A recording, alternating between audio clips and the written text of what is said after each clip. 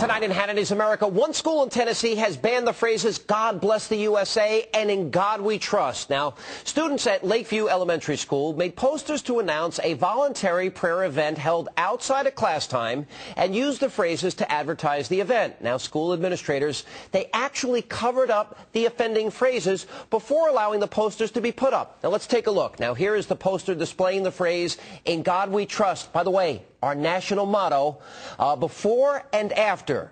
And here's "God bless the USA," before and after. And here is "Come pray with us," before and after. The Alliance Defense Fund filed a lawsuit Tuesday on behalf of these students and their parents. Now, we want to wish them the best of luck as this case proceeds.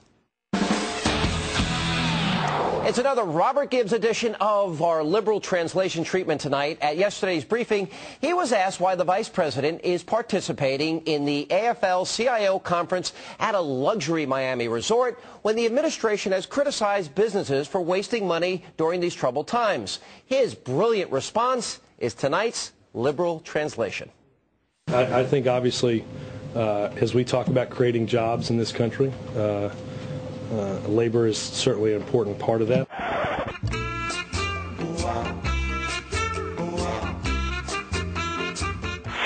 I also think you've gotten the notice that the vice president, is also down there to announce an increase in mass transit funding as part of the Reinvestment and Recovery Act.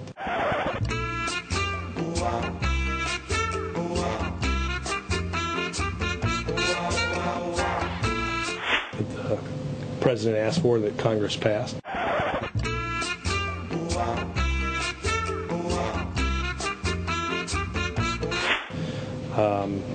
I think those activities and his participation is obviously appropriate.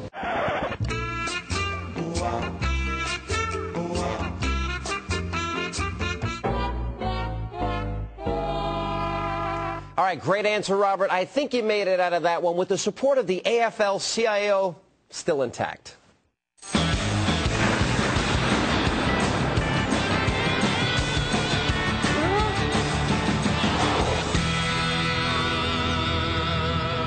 And tonight's Meltdown segment is brought to you by the vanquished vice president who delivered remarks yesterday at the Wall Street Journal's economic conference in California. Now, given the state of the nation's economy at this time, Mr. Gore used his time at this conference about economics to talk about global warming. Take a look. We as a civilization have been slow to recognize the enormity of the climate crisis. It is a genuine planetary emergency. And I know that many people are not prepared to hear that phrase in an accepting way. Now, one of the people who was not prepared to hear Mr. Gore in an accepting way was an actual scientist, Bjorn Lomborg, who was in the audience. Now, he challenged Mr. Gore to a debate about the existence of man-made global warming. As you might imagine, the vanquished vice president doesn't really like debates. According to the Wall Street Journal, Mr. Gore said it's, quote, well, kind of silly to keep debating the science. Now, I'm sure the scientist was surprised to hear that. Now, the vanquished vice president, by the way, was a government major in college. And after the visit by British Prime Minister Gordon Brown to the White House earlier this week, one thing is clear: President Obama has got nothing on Santa Claus when it comes to gift giving. Now, during their meeting, Mr. Obama was given several very thoughtful and expensive gifts by Gordon Brown, one of them being a pen carved from the timbers of a British naval vessel that had conducted anti-slavery missions in Africa. And how did Mr. Obama repay the favor?